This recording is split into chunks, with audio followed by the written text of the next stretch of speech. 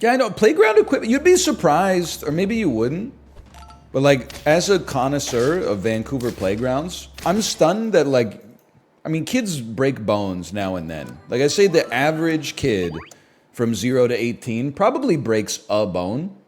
I never broke a bone, but like I had friends who broke. It was not rare for like, you know, you play at the playground with your friend on Monday, and then he comes back to school on Tuesday with like a cast on his arm, and you're like, "What happened?" And he's like, "I lost in StarCraft, so I smashed my forearm on my office chair and broke it."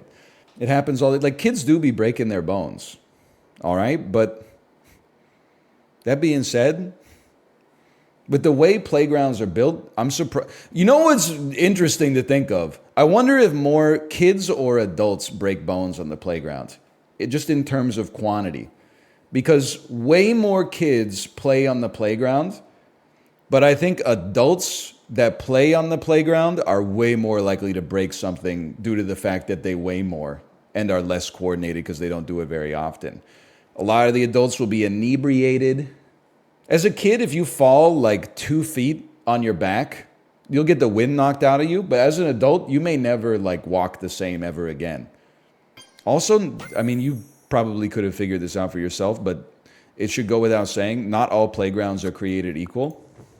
Some playgrounds, and I'm sure this is true with like any city on the planet, but in Vancouver, some of the playgrounds built in like, you know, the mid 2000s, they have like that recycled tire floor. So if you fall down on it, you basically just trampoline like right back up without having a destructive impact. But then if you go to one that was built in like the 1960s, it's like gravel. It's just straight up like broken pieces of rock. Is probably better than falling directly on top of like, you know, concrete, but it can't be that much better. I have so many memories of pulling wood chips out of my shin. Well, you know what's like crazy for me to think about is how I played like 10 years of baseball and well, softball, but my home field was fucking gravel. Like, again, I understand that it could be worse. Like, it could have literally been like magma or something like that.